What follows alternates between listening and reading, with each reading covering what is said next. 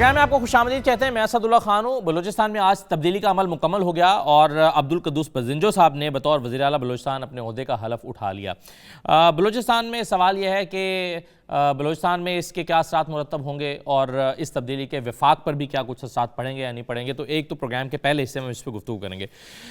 दूसरा, इदारा शुमारियात ने हफ्तावार महंगाई के आज अदाद-ओ-शुमार फिर जारी किए हैं, जिसके मुताबिक 1.23% महंगाई इस हफ्ते में मजीद बढ़ गई है और महंगाई की जो मजमूई शरह है वो 14.31% हो गई है और 25 अशियाए ज़रूरिया की कीमतों में इस हफ्ते में इजाफा हुआ है।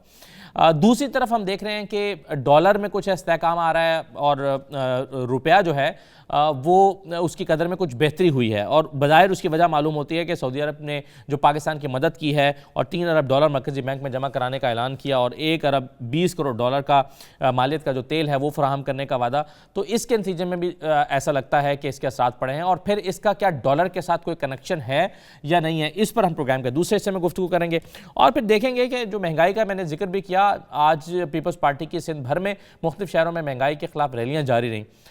पीपल्स पार्टी क्या महंगाई के हवाले से दबाव बना पा रही है? इन रैलियों का मकसद क्या है? इस पर भी हम प्रोग्राम के आखिरी हिस्से में गुफ्तगू करेंगे। औरिया मकबूल जान साहब मौजूद हैं, सीनियर तजज़ियाकार हैं, बहुत शुक्रिया औरिया साहब। डॉक्टर ज़रका साहब हमारे साथ मौजूद हैं, पाकिस्तान तहरीक इंसाफ के रहनुमा हैं, सेनेटर हैं। और प्रोग्राम के पहले हिस्से में लियाकत शहवानी साहब हमारे साथ मौजूद हैं। आप अभी कुछ दिन पहले तक तर्जुमान थे हुकूमत के और आप जो है वो एक सियासी शख्सियत हैं। बहुत शुक्रिया लियाकत शहवानी साहब। मैं आपसे ही शुरू करना चाहूँगा। कुछ दिन पहले आपसे जब बात हो रही थी, आप बड़े कॉन्फिडेंट थे कि हालात बेहतर हो जाएंगे और ये तहरीक अदम एतमाद नाकाम हो जाएगी, लेकिन चंद दिन के अंदर अंदर इतनी तेज़ी के साथ ये तब्दीलियां हुई हैं कि आज नए वज़ीर आला ने हलफ भी उठा लिया है। आप एक एनालाइज कैसे करते हैं इस सारी सूरत हाल को कि ये अचानक से क्या हुआ 2-4-5 दिन के अंदर अंदर, और आपका वो जो कॉन्फिडेंट थे कि हम बचा लेंगे वो क्यों नहीं बचा पाए आप? देखिए, तहरीक अदम एतमाद पे वोटिंग के लिए सीएम साहब तैयार नहीं हुए और एक रात कबल जब उन्होंने महसूस हुआ कि अक्सर नाराज दोस्त जो है वो वापसी पे तैयार नहीं, तो उन्होंने अपनी जमात को बचाने के लिए अपने इक़्तिदार की कुर्बानी दे दी और रिज़ाइन कर दिया। जाहिर है दोनों तरफ़ैन जो है जब तक रिज़ाइन नहीं हुआ, कोशिश अपने उन्होंने भरपूर की। डेमोक्रेटिक एक प्रोसेस है, हर एक ने कोशिश की कि उनका जो कैंप है उसमें जो अददी तादाद है उसमें इजाफा हो। हमने भी कोशिश की, हमारे दीगर दोस्तों ने भी, लेकिन एंड ऑफ द डे जब ये महसूस हुआ तो फिर ये कॉन्स्टिट्यूशन में रेजिग्नेशन की भी गुंजाइश है। उसी कॉन्स्टिट्यूशन में वजीर आला का हल्फ भी मौजूद है। उसी कॉन्स्टिट्यूशन में 136 जो है नो कॉन्फिडेंस का भी वो रास्ता बताता है और उसी कॉन्स्टिट्यूशन में आर्टिकल 130 भी है। तो ये कॉन्स्टिट्यूशनल अमल है। अपने अपने तौर पे हमने कोशिश की है, वी वर कॉन्फिडेंट, लेकिन अब भी शिकस्त और फतह किसी का नहीं हुआ। फतह बलूचिस्तान अवामी पार्टी ही का हुआ है। वजीर आला बलूचिस्तान जाम कमाल साहब जो साबिक वजीर आला हैं, उनका ताल्लुक भी बलूचिस्तान अवामी पार्टी ही से था। क़ुद्दूस बज़िंजो साहब का ताल्लुक भी बलूचिस्तान अवामी पार्टी से ही है। और जो कोलिशन पार्टनर्स जो 3 साल में जिन पे कैबिनेट मुश्तमिल थी, एज इट इज वही कोलिशन पार्टनर्स इस कैबिनेट का भी हिस्सा बनेंगे। अपोजिशन अपनी जगह अपोजिशन ही करेगी। अपसेट या परेशानी की बात तब होती कि अपोजिशन की कोई जमात वो एक हुकूमत बनाती, यानी हमारे हुकूमत को खत्म करके वो अगर अपना कोई गवर्नमेंट स्टैब्लिश करने में कामयाब होती, तो फिर हमारा जो विजन, जो 3 साल कारकर्दगी है, वो हडल रुकावटों का शिकार हो जाती और वो अपना एजेंडा सामने लाते। तब एक परेशानी की बात हमारे लिए जरूर हो सकती थी। लेकिन अभी हम ये समझते हैं कि जाम कमाल साहब का मुकम्मल हिमायत भी क़ुद्दूस बज़िंजो साहब को हासिल होगा, कोलिशन पार्टनर का भी हासिल होगा, बलूचिस्तान अवामी पार्टी का भी हासिल होगा। और आज अपोजिशन ने उनके मध्य मुकाबिल कैंडिडेट नॉमिनेशन पेपर फाइल न करके उन्होंने भी अपने हिमायत, लेकिन जाम कमाल साहब जो है वो आज नहीं आए वोट डालने के लिए। नाराज हैं क्या अपनी ही पार्टी से जाम कमाल साहब? जी नहीं, कोई नाराजगी नहीं। उसी दिन उन्होंने बता दिया था, कल भी उन्होंने ट्वीट किया, नेक तमन्नाओं को उन्होंने इज़हार किया है। वो अपनी ज़रूरी मसरूफियात की बदौलत जो है वो कराची तशरीफ ले गए थे। इंशाअल्लाह कोई हफ्ता 10 दिन बाद आएंगे और आप उनको क़ुद्दूस बज़िंजो साहब साहब के साथ ही तो देखें, औरिया और साहब, खुद उस राइट जिंजो सर, साहब ने चलें। भी बड़े मस्बत अल्फाज में जाम कमाल साहब का उन्होंने जिक्र किया। ठीक है, और ये साहब कोई फर्क नहीं पड़ा बलूचिस्तान में, एक ही पार्टी के एक साहब गए तो दूसरे आ गए और उन्होंने वज़ीर आला का ओहदा संभाल लिया, कुर्सी संभाल ली, इख्तियार संभाल लिया, और पॉलिसीज़ वो कह रहे हैं कि जी हमारे जो तरक्याती मंसूबे थे वो एज इट इज़ कंटिन्यू करेंगे। क्या कुछ तब्दील हुआ है बलूचिस्तान में या कुछ तब्दील नहीं हुआ? देखिए, बलूचिस्तान की सियासत जो है ना, पाकिस्तान में सबसे उलझी हुई सियासत है। उसकी वजह यह है कि बलूचिस्तान जो है ये 71 के बाद जब सूबा बना है तो उस वक्त इसको दो हिस्से थे जो कि बाद में इकट्ठे किए गए। एक ब्रिटिश बलूचिस्तान का हिस्सा था और एक बलूचिस्तान का हिस्सा। इसलिए इसकी वाज़ेह मुख्तलिफ किस्म की जो है एथनिक किस्म की डिवीजन्स मौजूद हैं। ऊपर का हिस्सा जिसमें योब है, लोरलाई है, चमन है, पशीन है, इवन कोयटे का काफ़ी हिस्सा जो है वो पश्तून इलाका है। इसी तरह आप मस्तूंग से शुरू हो जाएं, मस्तूंग है, नोशकी है, कल्लात है, इस तरह इलाका जो है ये बुरोई इलाका है। साथ इस तरफ किसी हद तक वो इलाका जो आ जाता है डाडर का इलाका। बाकी बलोच इलाका है, डेरा बुगटी सिंधी वगैरह। अच्छा, यहाँ पर बहुत सारे इससे ना एथनिक सूरत हाल ऐसी है। फॉर एग्जाम्पल आप यार मोहम्मद रिंद साहब को, असलम रिसानी साहब को एक पार्टी में नहीं देख सकेंगे कभी भी। इसी तरह आप जो है वो जमीयत उलमा इस्लाम और पश्तूनख्वा को इकट्ठे एक जगह नहीं देख सकेंगे, उनका मुकाबला वहां पर है। तो 40-45 का एक जमाने में हाउस होता था, 40 का हाउस होता था। आपको अंदाजा नहीं कि 39 लोग जो थे वो वजीर थे, एक सिर्फ यार मोहम्मद रिंद जो थे उनको वजीर नहीं बनाया गया था। तो हर बंदा जो है वो कहीं ना कहीं तरफ से गवर्नमेंट इन्फ्लुएंस चाहता है, इसलिए वहां पर पॉलिटिक्स जो है वो बड़ी गंभीर है। और उस गंभीर पॉलिटिक्स में आप अंदाजा करें कि जिस वक्त कोलिजन गवर्नमेंट बन रही होती थी तो मुझे याद है कि 3 बुनियादी जो है मिनिस्ट्रियों पर लड़ाई होती थी। एक होती थी CNW के ऊपर जिसको डामर की मिनिस्ट्री कहा करते थे, दूसरी होती थी फूड की मिनिस्ट्री के ऊपर तो गनम की मिनिस्ट्री कहा करते थे, तीसरी होती थी उसके बाद इरिगेशन की मिनिस्ट्री जो कि डिले एक्शन डैम और इसी के ऊपर बड़े मसाइल बना करते थे। जाम साहब बुनियाद, मैंने जाम साहब के वालिद के साथ भी काम किया है और कदूस पसंजो के वालिद जो है अब्दुल मजीद पसंजो उनके साथ भी काम किया। इंतहाई दोनों के वालिद इंतहाई शुरफा में से थे। खुद कदूस पसंजो और जाम साहब दोनों इंतहाई शरीफ लोगों में से। जाम साहब जरा सा बहुत स्ट्रेट फॉरवर्ड किस्म के आदमी, सूजन जाम कमाल जो है जी, हालांकि जाम यूसुफ जो थे वो बड़े मिला जुला के रखने वाले इन लोगों में से थे। असल मसला यह है कि इस सारे के अंदर बलूचिस्तान में नजरियाती सियासत नहीं पनप सकी। ट्राइबल और इलाकाई और ये सारा कुछ है। कॉन्स्टिट्यूएंसी पॉलिटिक्स बहुत हावी हो चुकी हुई है और इसी कॉन्स्टिट्यूएंसी पॉलिटिक्स की वजह से बलूचिस्तान में तरक्की का ख्वाब पूरा नहीं हो पा रहा और यही सारी सूरत हाल है। अब इसको कैसे उससे अब उस पर सोचा जाएगा, ये बड़ा मसला है। हमने बहुत बलूचिस्तान ने बहुत तकलीफ देखी। आप खुद देखें, कोयटा में महीने का कर्फ्यू लगा करता था। फिर उसके बाद उससे पहले जो 73 की सूरत हाल थी, इंसर्जेंसी बहुत बलूचिस्तान की तरक्की जो है में इसका राज पिना है उसकी ये अब जिसे कहते हैं नजरियाती सियासत का। और लेकिन नजरियाती सियासत पूरे पाकिस्तान में नहीं होती। हम क्या किसको गिला करें, पंजाब में भी सही है, बिल्कुल आप कह रहे हैं कि नजरियाती सियासत पनप नहीं सकी। जी सही है। तो चलें आने वाले दिनों में क्या होता है इस पर तो हम बाद में करते हैं। लेकिन डॉक्टर जरका साहिबा, ये PTI का जो किरदार है बतौर इत्तेहादी के, उस पर भी सवाल उठता है इस अंदाज में कि पहले उन्होंने जाम कमाल साहब को सपोर्ट किया, आखिर तक कोशिश की, लेकिन जब देखा कि जाम साहब जो है वो नहीं संभल पा रहे हैं या उनके खिलाफ तहरीक अदम एतमाद कामयाब हो जाएगी, तो अचानक अपना पलड़ा जो है उनके मुखालिफ ग्रुप में, अपना जो वजन है मुखालिफ पलड़े में डाल दिया और जाम साहब से ही पर ही दबाव डाला कि आप इस्तीफा दे दें और अपनी ही पार्टी से किसी और को आने जाएं, गनीमत जानते हुए कि चलें किसी ऑपोजिशन के पास तो नहीं जा रही ना, इसी पार्टी में रह रही है। तो जाम साहब थोड़ा सा PTI से उनको शिकवा तो होना चाहिए उसूलन। बिस्मिल्लाहिर्रहमानिर्रहीम। जी बहुत शुक्रिया असदुल्ला साहब।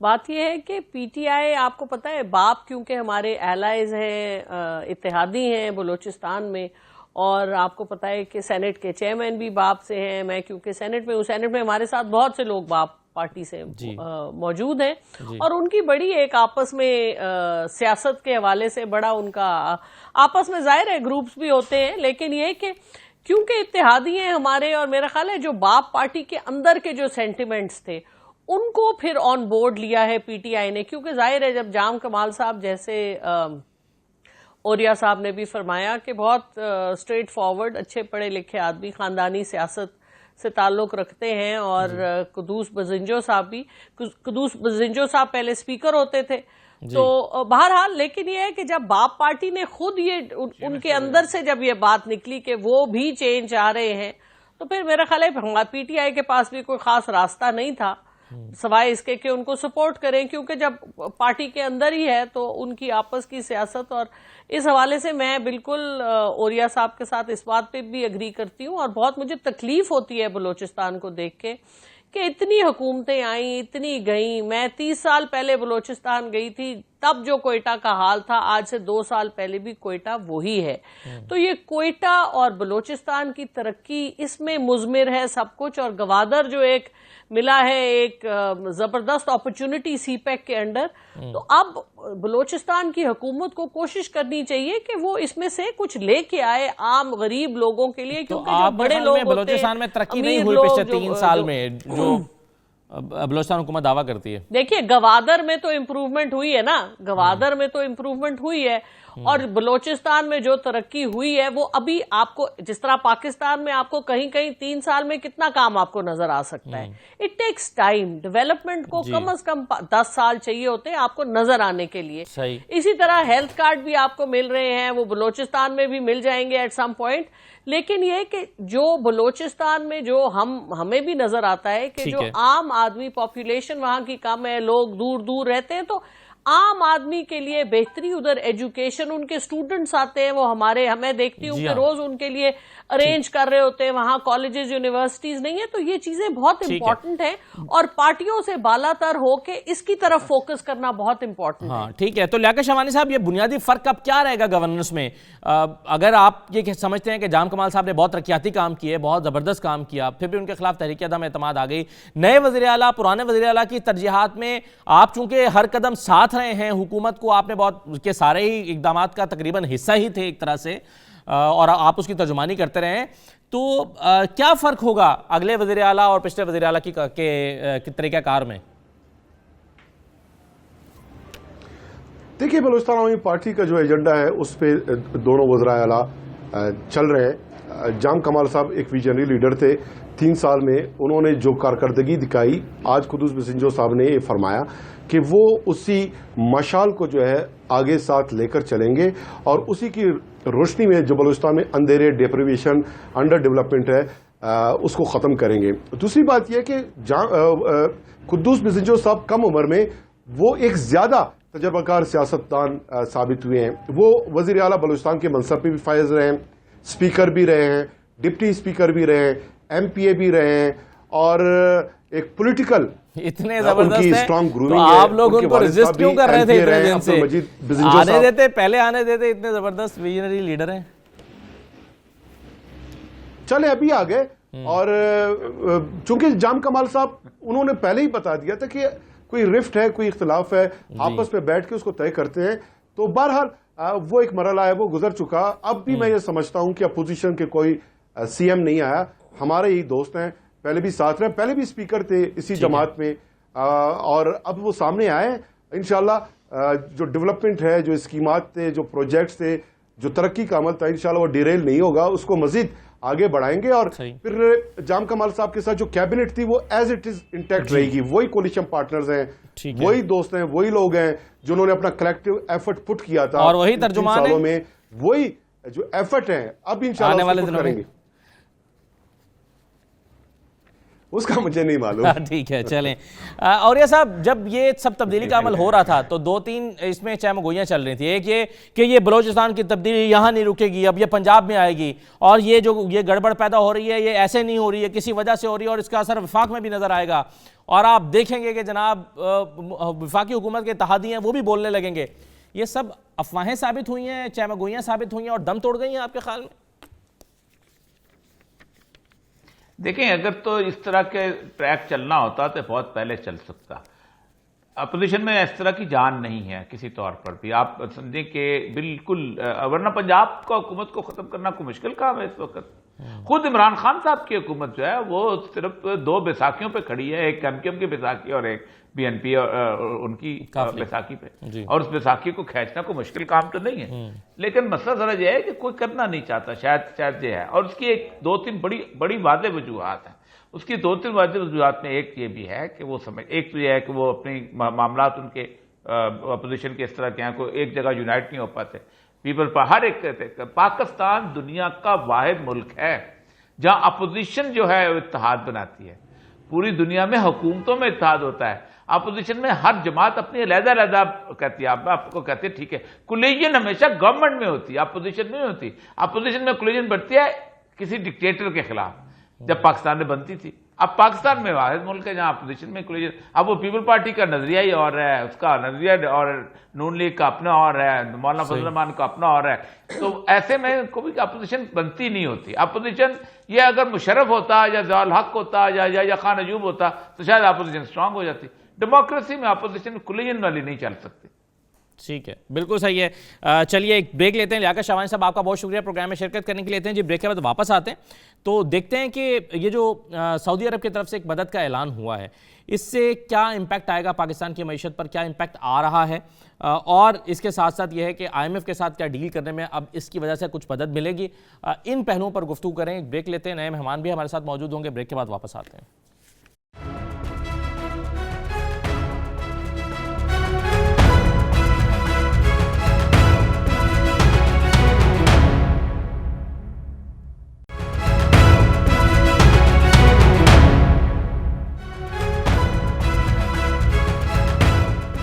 प्रोग्राम में आपको दोबारा खुशामदीद कहते हैं। हम देख रहे हैं कि रुपए में कुछ इस्तेहकाम आया है, डॉलर जो ऊपर जा रहा था वो नीचे आना शुरू हुआ है।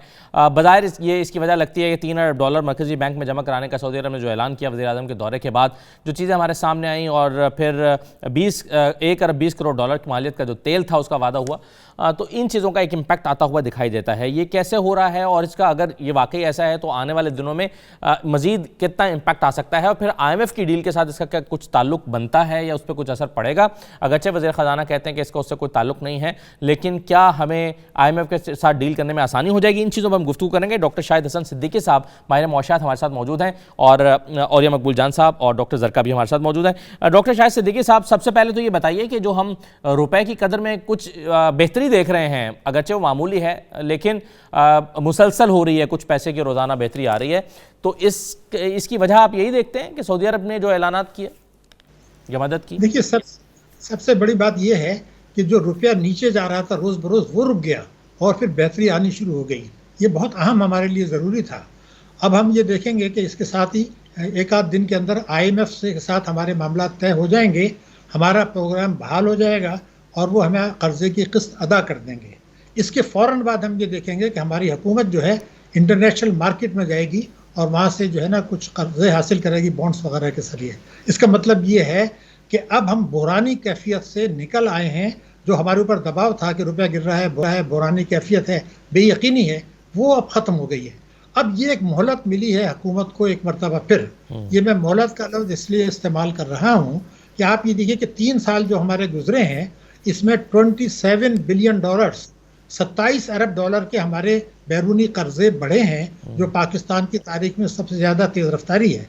दूसरी बात ये थी कि 82 अरब डॉलर की रेमिटेंसेज आई हैं, जो पिछले साल पहले 3 साल जो थे उसके मुकाबले में 16 अरब डॉलर ये इजाफी मिले हमें। उसके अलावा की वजह से IMF ने हमें 4.2 अरब डॉलर नकद ऑलरेडी दे दिए हैं उस कर्जे से हट के। फिर हमने ये देखा कि G20 ने जो हमारे कर्जे थे वो उन्होंने कहा मोहलत दे दिया कि अभी फिलहाल आप अदा ना करें। अब ये सऊदी अरब को 4.2 अरब डॉलर का एक पैकेज मिल गया। तो ये तो इसका मतलब ये कि हम डॉक्टर साहब, आप ये जो कह रहे हैं कि जो हमें मोहलत मिली है, इस मोहलत से कैसे फायदा उठाया जा सकता है और ये कितने अरसे की मोहलत है? यानी अगर इससे हमने इसकी रोशनी में कोई जरूरी इकदाम ना किए तो क्या इसका इम्पैक्ट खत्म भी हो सकता है आने वाले दिनों में? मोहलत से मुराद ये बड़ी देखिए है, हमारा जो तिजारती खसारा है वो 3.5 अरब डॉलर महीना है जी। और आपने देखा कि अभी जो हमारे 3 महीने जो गुजरे हैं उसमें 11.7 अरब डॉलर की तिजारती खसारा हुआ, जो पिछले साल की इसी मुद्दत से दुगने से ज्यादा है। और अगर खुदा न खास्ता ये रफ्तार बरकरार रहती है तो हमारा तिजारती खसारा उस हद पे जा रहा है जो 2018 में था, जब बुरान की कैफियत है। नंबर 1। नंबर 2 ये कि हमारा जो जारी हिसाबात का खसारा है ये 3.7 अरब डॉलर हुआ है, जबकि पिछले साल इसी मुद्दत में सरप्लस था। इस मुद्दत से अगर यही रफ्तार रहती थी तो फिर खुदा न खास्ता हम 2018 में की सतह पर पहुंच रहे हैं। तो मोहलत ये इसलिए मिली है कि आप हमें मौका मिला है कि इमरान खान साहब ने जो कौम से वायदे किए थे, ठीक है। जो पाकिस्तान की मईशत की बहाली के लिए बहुत जरूरी थे, ठीक उसमें है। से 10 नुकात थी। अगर उसमें से 2-3 कर लें, पहला जो हर किस्म की आमदनी पर टैक्स लगा दें, तवानाई के शोबे में कहा था कि उन वजूहात को दूर करेंगे जिनकी वजह से हमारा सर्कुलर डेट पैदा हो रहा है। आपने देखा कि 3 सालों में 1153 अरब रुपए का सर्कुलर डेट हमारा हो गया, जबकि इससे पहले 5 सालों में जो था वो 1123 अरब था। अब उसको भी दूर करना है, वरना बिजली के नर्ख बहरहाल हमें बढ़ाने पड़ेंगे, कई सौ अरब रुपए के नए टैक्स बहरहाल लगाए जाएंगे, आप देखिएगा। तो और शरह सूद हमारी बढ़ेगी। ठीक है। इसका मतलब खुद निसारी से तो दूर हो गए, लेकिन अल्हम्दुलिल्लाह पाकिस्तान की मईशत में जो सकत है, तो अगर हम जो इनसार बढ़ा रहे हैं रेमिटेंसेस पर और एक्सपोर्ट पर नहीं बढ़ा रहे, ये जरा सी मेरे हिसाब से परेशान कुन है, क्योंकि 70%। तो डॉक्टर साहब ये मुख्तसरन बताइएगा, फिर मैं आगे बढ़ता हूँ। मेरे साथ पाकिस्तान पीपल्स पार्टी के रहनुमा निसार खोड़ो साहब भी मौजूद है, पीपल्स पार्टी सिंध के सदर हैं। खोड़ो साहब को मैं खुशामदीद कहता हूँ। लेकिन एक चीज़ डॉक्टर साहब मुझे मुख्तसरन बताइए कि जो महंगाई का तूफान है, और हम देख रहे हैं कि पॉलिटिकल पार्टीज पर रैलियाँ भी निकाल रही हैं, एहतजाज भी कर रही हैं, इन तमाम इकदाम के नतीजे में कुछ महंगाई, बढ़ती हुई महंगाई की शरह में भी कुछ कमी वाक़ई आने के इम्कानात हैं? देखिए, हकीकत पसंदी तो यही है कि इस माली साल में अभी महंगाई बढ़ेगी। जैसे मैंने आपसे कहा कि IMF ये कह रहा है कि आप कई सौ अरब रुपए के नए टैक्सेस लगाएं जी, क्योंकि हम हर किस्म की आमदनी पर टैक्स लगाने के लिए तैयार नहीं है। तो मैंने जो कहा था कि 10 नुकाते हिकमत अमली पर अगर अमल नहीं करते तो फिर जो कुछ होगा वो ये होगा कि नए टैक्सेस लगेंगे, तरक्याती खर्चात में कटौती होगी, सूबे जो है अपने वो जो उनको पैसा मिलेगा वो पूरा खर्च नहीं करेंगे। मैं खोड़ो साहब की तरफ आने से पहले डॉक्टर जरका इसका जवाब दे दीजिए। वो कह रहे हैं कि 2300 अरब रुपए के नए टैक्सेस लगने का इम्कान है, जिससे महंगाई बढ़ेगी, और इस माली साल में तो महंगाई बढ़नी। और यह अदारा शुमारियात की मुसलसल तीसरे जुम्मे से मैं रिपोर्ट हर हफ्ते अपने प्रोग्राम में, हर जुम्मे को अपने प्रोग्राम में पढ़ता हूँ, और हर जुम्मे को ये जारी होती है, और हर जुम्मे को पिछले 3 हफ्ते से मुसलसल इजाफा महंगाई में हम देख रहे हैं। और आज भी जो रिपोर्ट है 1.23% महंगाई बढ़ी है, मजमूई शरह 14.31% हो गई है, और 25 अशियाई ज़रूरिया की कीमतों में इजाफा हुआ है, और पिछले हफ्ते भी 25 या 26 चीज़ों में इजाफा हुआ था। तो महंगाई को रोकने के लिए कोई रास्ता है? डॉक्टर साहब को तो नहीं लगता। जी, बिस्मिल्लाहिर्रहमानिर्रहीम। बात यह है जी कि महंगाई के हवाले से 2-3 बड़ी बेसिक सी बातें। एक तो यह कि आपको और मुझे पता है कि ब्रेंट क्रूड पिछले साल $35 का था, इस साल $85 का है। हुकूमत जो कर सकती है, हुकूमत ने पेट्रोलियम लेवी कम की है, हुकूमत ने जो उसके ऊपर टैक्स है वो पिछले 2018 में कोई 47 रुपीज होता था, हमने इस वक्त उसको मेरा ख्याल है कोई 26 रुपए तक रखा हुआ है। मिनिमम हुकूमत ने अपनी लेवी की हुई है। सिर्फ दूसरी बात ये कि हमारे एक चीज नहीं है डॉक्टर साहब, आप जानते हैं कि रुपये का डी वैल्यू होना और 170 रुपए तक चले जाना, ये एक बड़ी वजह है। क्योंकि पीपल्स पार्टी के दौर में तो $110 का तेल हो गया था, लेकिन कीमत पेट्रोल की इतनी नहीं बढ़ी थी। तो इसमें मल्टीपल चीजें हैं इकोनॉमी की जो महंगाई को बढ़ा रही हैं।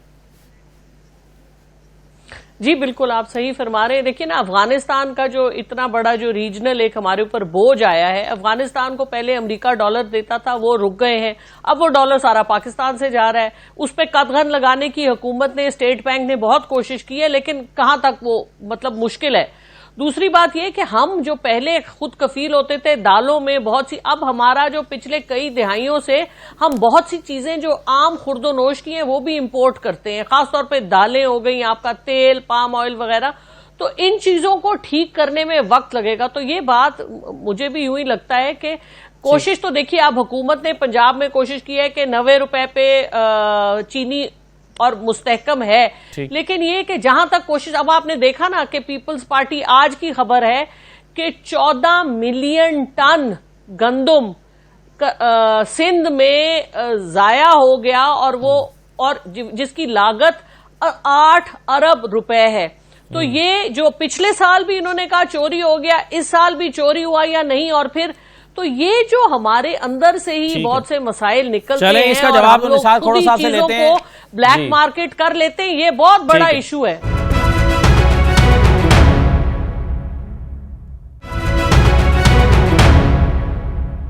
निसार खोड़ो साहब, 2-3 चीजें। एक तो उन्होंने अभी डॉक्टर साहब ने बात कर दी, मेरा सवाल नहीं है, उन्हीं की बात है। वो कह रही है कि 14 मिलियन टन गंदम सिंध ने जाया कर दी। गंदम आपको अपनी संभालने की सलाहियत नहीं है उनके बकौल, और आप हुकूमत के खिलाफ रैलियां निकाल रहे हैं।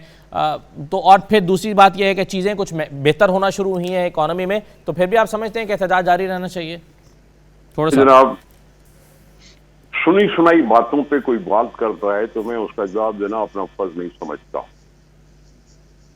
इनको पता है क्या? इनको पता है कि पंजाब में पिछले साल 40 लाख टन गंदम पड़ी हुई थी, इन्होंने इंपोर्ट भी नहीं की और इन्होंने स्मगल होने दी और पंजाब में शॉर्टेज हो गई। क्या इनको पता है? हमने पिछले साल तो गंदम खरीदी ही नहीं,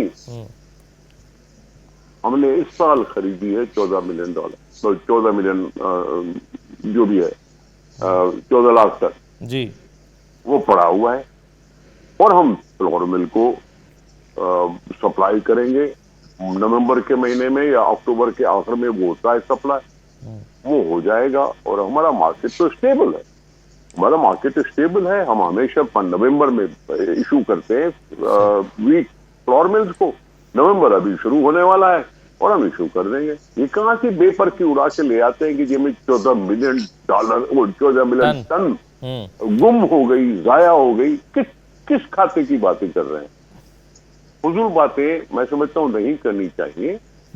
अपना सवाल अपनी जगह पे होता है और उनको खुद अपनी सफाई देनी सही है। चलें, इसका जवाब तो वही देंगे, ये बेपर की उड़ाई है या उनके पास कोई इसका सबूत है? क्योंकि डॉक्टर साहबा कह रही हैं कि जी ये हुआ है तो शायद उनके इल्म में हुआ है, लेकिन ये आसमान शरीफा नहीं है कि वो कहें तो ठीक है और मैं कहूं तो गलत। नहीं, मैं कब कह रहा हूं आप गलत कह रहे हैं? मैं तो ये कह रहा हूं कि उनका इसका जवाब तो वही दे सकती हैं। मेरा आपसे सवाल दूसरा ये था खोड़ो साहब, वो सवाल ये है कि आप एहतजाज कर रहे हैं महंगाई के खिलाफ।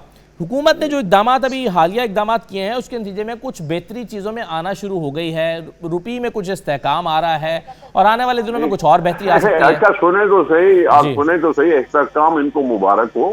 हाँ, इस्तेहकाम अगर आ रहा है तो फिर गरीब आदमी क्यों चिल्ला रहा है, अपने बच्चे क्यों बेच रहा है, अपनी भूख की क्यों बात कर रहा है, बेरोजगारी की बात क्यों कर रहा है, महंगाई की बात क्यों कर रहा है? ठीक, प्याज, लहसुन और ये आलू, टमाटर, ये तो खुद हम उगाते हैं। ये खुद नोश की जो ग़िज़ा है, ये हमारे पास बहुत ज़रूरी जमीन है जिसको हम कर सकते हैं। करो तो ऐसा करो ना, बोलो इस हुकूमत को कि ये जो इजनास है जो रोजाना खाने पीने के लिए इस्तेमाल होती है उसकी वो सपोर्ट प्राइस अनाउंस करे ना। टमाटर अगर सपोर्ट प्राइस अनाउंस करेंगे तो हम उगाएंगे भी और लोगों की शॉर्टेज को भी फेस नहीं करना पड़ेगा। प्याज भी ऐसी बात है, रोजाना ऐसी बातें आप इंपोर्ट क्यों करते हैं? आप बोले ना लोकल ग्रोवर्स को इनकरेज करें ना कि वो इस तरह की इजनास लगाएं कि हमारी खपत पूरी हो सकती है। सही है। हमारे पास अपना तेल नहीं है क्या? हमारे पास अपना गैस नहीं है क्या? हमारे पास अपनी सब्जियां नहीं हो सकती क्या? हमारे पास अपनी गंदुम है, अपने चावल है, अपनी शुगर केन है, हमारी भुट्टी है, ये सब कुछ अपने पास है मौजूद।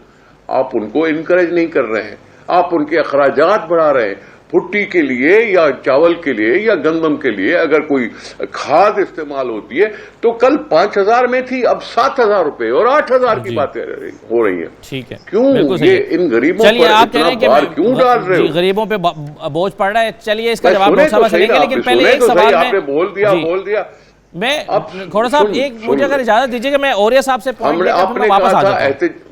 जी, मैं एहतजाज पर तफसील से बात करता हूँ। और ये साहब ये बताइए 2018 में $3 अरब सऊदी अरब ने उस वक्त भी दिए थे और इसी तरह से जो है वो तेल का भी वादा किया था, लेकिन फिर हमने देखा कि ताल्लुकात ख़राब हुए और वो जो पैसे थे, डॉलर था, वो वक्त से पहले वापस चले गए।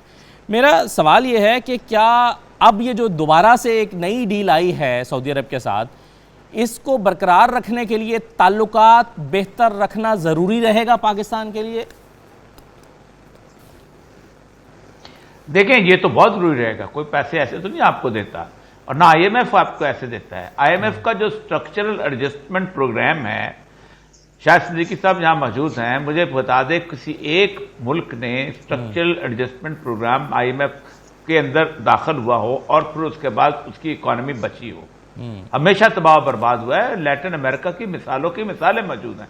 एक्वाडोर को ले लें, निकरागुआ को ले लें, ब्राजील को ले लें, मिसालें हर जगह जाके इन्होंने, क्योंकि इसकी 3 बुनियादी चीजें होती हैं। Ensure that the debt contracted are paid back. आपकी वो इकॉनमी के अंदर इतना पैसा डालते रहेंगे कि आप उनका कर्जा उतारते रहें। और उसके बाद होता है असल चीज जो होता है, implement structure reform aimed at liberalising the economy, opening it up to the international market. अब वो चाहते यही हैं कि आप जो है यहां पर चीजें बनाएं और बाहर बेचें। जाहिर बात है, आपका देखिए पाकिस्तान की गुज़श्ता 3-4 साल से एक तस्वर बन गया, बल्कि बहुत पहले से बन गया है कि पाकिस्तान में इंडस्ट्री हो या एग्रीकल्चर हो, इसको खत्म कर दिया है। पाकिस्तान को एक ट्रेडर्स का मुल्क बना दिया गया। आपकी बेहतरीन शानदार किस्म की फर्नीचर था, आपका जूते की इंडस्ट्री थी, आपके स्विचेस थे, सारे के सारे आप चाइना से खरीदो, यहां ला के हॉल रॉड में और वहां जाके बेचो, खत्म कर दो, आपका अपना प्रोडक्शन का मामला खत्म हो गया। यही वजह है कि आपके यहां अब एग्रीकल्चर का भी इंटरेस्ट खत्म हो चुका हुआ है। ये जो आपकी महंगाई है ना, ये महंगाई बेसिकली इनकॉम्पिटेंस की वजह से है। ये जो तेल महंगा होता है, ये बेचारे खेत वाले की कीमत क्यों नहीं महंगी होती?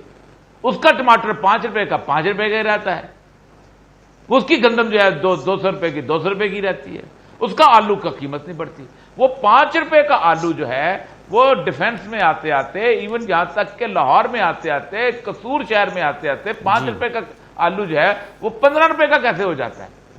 क्योंकि आपका मैकेनिज्म ठीक नहीं है। आपने कभी, आप जो जरका साहबा बैठी हैं, आप मुझे कोई एक कभी एक्सरसाइज किए कि difference between farm price and market price कितना है? सही। प्राइस कंट्रोल्स के मैकेनिज्म होते थे, खत्म कर दिए गए। डिप्टी कमिश्नर्स के पास होते थे, वो किया करते थे, उसका प्राइस कंट्रोल कमिटियां बनती थी, सब कुछ। तो आप समझते हैं कि महंगाई जो है वो गवर्नेंस की वजह से भी महंगाई का ज्यादा हो रही है? गवर्नेंस 100%, मैं ऐसा ही कहता, 100%। आप देखें, मुझे बताइए, आप लाहौर में रहते हैं, मैंने अपने बचपन में कभी इतना फ्रूट रेडियो पे बिकते हुए नहीं देखा था। ठीक, वाफर मिकदार के अंदर कोई ऐसा फ्रूट नहीं है कि जहां बिकता हो, कभी ऐसा नहीं होता था। नजर आता है यार, खेत आप जा रहे हैं, आप मोटरवे पे चले जाए कि खेत खलिहान में चले जाए, उससे जो 5 किस्म के मिडिल मैन क्रिएट हुए हुए हैं, और ये सारे जो हैं हमारे पॉलिटिशियन को फंड करते हैं इलेक्शन में, इसलिए वो मिडिल मैन को कत्ल नहीं किया जाता। आप मुझे ये बताइए कि ये जो डिफरेंस है, इस डिफरेंस को कौन ठीक करेगा? कोई भी नहीं। कितने मैजिस्ट्रेट्स बनाए गए, कितनी कमेटियां बनी, कितने डिप्टी कमिश्नर कुछ कर रहे हैं? कुछ भी नहीं। यहां तक और छोड़ें, लाहौर की सब्जी की मंडी में चले जाए, वहां पर वो क्या नाम है, वो जो है वहां पर बदामी बाग में, और वहां से रेट पूछें और उसको यहां आके आप किसी जगह पूछ लें, आपको अगर बिल्कुल सही आप कह रहे हैं कि 5 किस्म के मिडल मैन है, उसकी वजह से गवर्नेंस की वजह से महंगाई हो रही है। बिल्कुल सही। और ये साहब इन तमाम चीज़ों का जवाब लेते हैं, और पीपल्स पार्टी के जो एहतजाजी तहरीक है और मुख्तलिफ शहरों में आज भी जो मुख्तलिफ मुजाहरे हुए हैं उस पर भी बात करते हैं। छोटा सा ब्रेक ले लेते हैं जी, ब्रेक के बाद वापस आते हैं।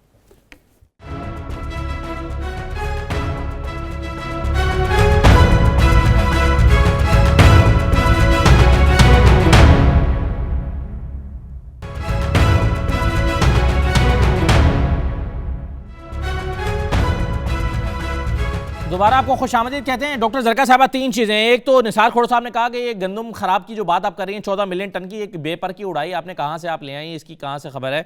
दूसरा ये है कि आम आदमी वो कह रहे हैं क्यों परेशान है अगर आप इतने अच्छे इकदाम मईशत के लिए कर रहे हैं। और ये साहब ने कहा कि महंगाई की बुनियादी वजह गवर्नेंस है आपकी, जिसकी वजह से महंगाई हो रही है। जी बहुत शुक्रिया। पहली बात तो ये कि निसार खोड़ो साहब सीनियर हैं, हम उनकी बहुत इज्जत करते हैं, लेकिन ये आज सिंध कैबिनेट की खबर है। आज सिंध कैबिनेट में फूड डिपार्टमेंट ने जो प्रेजेंटेशन दी, उसमें उनके एहलकारों ने चीफ मिनिस्टर साहब को ये सब कुछ बताया, मुराद अली शाह साहब को, और उन्होंने इसके ऊपर कोई एक्शन या कुछ भी नहीं बोले। उनके लिए मुझे नहीं पता, ये निसार खोड़ो साहब बेहतर जानते होंगे। इसके हवाले से दूसरी बात जो मैं इनके गोशगुजार करना चाहूंगी वो ये है कि देखिए, महंगाई और ये सारे जो प्राइस कंट्रोल है, ये एक प्रोविंशियल सब्जेक्ट है, और सिंध जो कि ज़मीनें भी हैं, पानी भी है, जैसे वो खुद कह रहे हैं, बिल्कुल मैं इनसे टोटली एग्री करती हूँ कि फल और सब्जी तो हमारे यहाँ वाफिर मिकदार में मौजूद है, और इस हवाले से वैसे भी हम लोगों को ये जो गंदी ग़िज़ा हम खाते हैं उसे वापस फलों और सब्जी पे चले जाए तो सबके लिए अच्छा है जी। तो ये तो एक बड़ा यूजफुल पॉइंट है कि अगर हमारी अवाम इस पे चली जाए तो मेल न्यूट्रिशन के बहुत से मसाइल कम हो जाए। अच्छा, जो बात की औरिया मकबूल जान साहब ने, उन्होंने ये फरमाया कि ये गवर्नेंस के इशू हैं। तो जान साहब बहुत एक्सपीरियंस्ड हैं, बहुत पढ़े लिखे हैं, बहुत मुतालिया है इनका। उनसे मुझे ये बता दें कि क्या ये गवर्नेंस सिर्फ पिछले 3 सालों में खराब हुई है, या ये गवर्नेंस की बीमारी ये तो कई दहाइयों से चल रही है, से कम 4-5 दिहाइयों से सर गुजारिश तो जाहिर है। और मैं देख रही थी कि जो रिफॉर्म्स ब्यूरोक्रेसी में जो रिफॉर्म्स लाने की मेरे ख्याल है कोई 35-36 उसके ऊपर रिफॉर्म्स की किताबें छप चुकी हैं, मतलब और उसमें इस दफा तो Pakistan institute of development economics की भी एक नई थी जो मेरी नजर से गुजरी। तो सर गुजारिश ये है कि ये काम इतना आसान नहीं है, बल्कि आप जानते हैं कि ये काम कितना मुश्किल है और इसको ठीक करना, क्योंकि देखिए इसमें आप सिर्फ ब्यूरोक्रेसी को बुरा नहीं कह सकते, क्योंकि ये एक मैलेडी है, एक बीमारी है जो हमारी पूरी सोसाइटी में जब लोगों की नीयत थी अपने मुल्क के साथ, जब आप मुखलिस नहीं होंगे तो सारे खाने के लिए तैयार है। सब कहते हैं मेरा घर अच्छा हो जाए, मेरे पेट में रोटी पड़ जाए, बाकी सब जाए भाड़ में। ये एटीट्यूड जो है ना, इसने हमारे मुल्क को तबाह किया है। तो कोशिश कर रहे हैं, अल्लाह ताला बेहतर करेगा। और देखिए इतने गूनागू हालात में कोविड के साथ पाकिस्तान तहरीक इंसाफ ने बहुत से ऐसे सही है जी, मुश्किल हालात में आप काम कर रहे हैं, बिल्कुल सही है। चलिए मुझे जरा इजाजत दीजिएगा, मैं डॉक्टर शाहिद सिद्दीकी साहब, सर ये फरमाइए कि जो IMF के साथ डील चल रही है और हो नहीं पा रही थी और उसमें मुश्किलात का सामना था, इस सऊदी अरब के साथ होने वाली डील का पॉजिटिव इम्पैक्ट IMF की डील के ऊपर आएगा? वैसे तो वजीर खजाना कहते हैं कि जी इन दोनों का आपस में कोई ताल्लुक नहीं है, लेकिन क्या ताल्लुक है? यकीनन ताल्लुक है और उसका एक पॉजिटिव इम्पैक्ट ये आएगा कि IMF जल्दी आप देखेंगे कि अपना प्रोग्राम बहाल कर देगा और उसके बाद जो है मैं अपनी किस्त भी अदा कर देगा। ज़रूरत ये थी कि देखिए हमारा जो ज़बरदस्त इस वक्त खसारा चल रहा था, तो IMF को भी पता था और हमें भी पता था कि उसका अगर $1 बिलियन या चंद सौ बिलियन वो देते हैं तो उससे रुपए की कदर तो गिरती चली जाएगी, क्योंकि हमारा दो हफ्ते में $2 अरब हमारे रिजर्व्स गिरे हैं। तो IMF को भी पता था, हमें भी पता था कि ये मसले का हल नहीं है उनका प्रोग्राम, जब तक हमें बड़ी रकम ना मिले। तो ये तौर से उनकी शर्त थी जो हमने पूरी कर दी और मेरे ख्याल से वो ज़रूरी था। मगर जो चीज़ मैं अब इस वक्त आपको बताना चाह रहा हूँ, रिकॉर्ड सही रहना चाहिए कि हमने 2 ऐसी ज़बरदस्त गलतियाँ की हैं जिसकी वजह से मईशत तबाह हुई और जिसको दिफा करना मुमकिन नहीं है। पहला तो यह है कि रुपए की कदर मई में गिरनी शुरू हुई, मई में 152 थी, तो अफगानिस्तान का मसला तो अगस्त में आया। हमने जो है मई से अब तक जो रुपए की कदर गिराई है उतनी तो बांग्लादेश ने 3 साल में नहीं गिराई, तो इसकी जरूरत नहीं थी इतना गिराने की। और ये गिरी क्यों है कि हमारे जो स्टेट बैंक ऑफ पाकिस्तान है उसने मई से मार्च से जून तक जो है रुपए के वो डिस्काउंट रेट गिराया दुनिया में सबसे ज्यादा, यानी 13.25 से 7% पे ले आए। ये दुनिया में सबसे ज्यादा जो गैर जरूरी था, उसका नतीजा ये हुआ कि नहीं गैर जरूरी नहीं, तबाहकुन था। इसलिए कि जो स्टेट बैंक की रिपोर्ट में अब लिखा है, हम तो पहले कह रहे थे कि लोगों ने सस्ती रकम से कर्जे लिए, गाड़ियां खरीदी, गैर जरूरी इम्पोर्ट्स की, ठीक है, बिल्कुल सही। और इम्पोर्ट बिल उससे बढ़ गया हमारा, बिल्कुल सही फरमाया आपने जी, ये बिल्कुल सही पॉइंट्स की निशानदेही की आपने। मैं सर वक्त का मैं निसार खोड़ो साहब की तरफ आना चाहूंगा। निसार खोड़ो साहब, आप महंगाई के खिलाफ एहतजाज कर रहे हैं जी, निसार खोड़ो साहब महंगाई के खिलाफ आप एहतजाज कर रहे हैं और महंगाई अभी डॉक्टर जरका कह रही थी कि ये सूबाई सब्जेक्ट है, तो फिर क्या आप अपने ही सूबे में अपनी ही पॉलिसियों की वजह से होने वाली महंगाई के खिलाफ एहतजाज कर रहे हैं? और ये सब कहते हैं गवर्नेंस के इशू की वजह से महंगाई होती है, तो क्या सिंध में सिंध हुकूमत की गवर्नेंस की वजह से महंगाई हो रही है? जनाब अली, क्या आप कह रहे हो कि पंजाब में महंगाई नहीं है? नहीं, पंजाब का सवाल तो मैंने कर लिया ना, पंजाब का सवाल तो मैंने नहीं किया, मुझसे सवाल नहीं किया, मुझसे सवाल नहीं किया मेरे भाई। आपने मेरे सिंध के पर तो इल्जाम डाल दिया कि ये सूबाई मामला है, आप खुद ही महंगाई पर कंट्रोल नहीं कर रहे, तो फिर पंजाब में कौन महंगाई पर कंट्रोल नहीं कर रहा? पंजाब की गवर्नेंस, पंजाब की हुकूमत। केपीके में कौन महंगाई को कंट्रोल नहीं कर रहा? बलूचिस्तान में कौन महंगाई को कंट्रोल नहीं कर रहा? ये महंगाई सारे मुल्क का मसला है, सिर्फ सिंध नहीं है, ये सिंध नहीं है। मैं तो कह रहा हूं कि ग्रोवर को तुम आप मिसयूज करते हैं।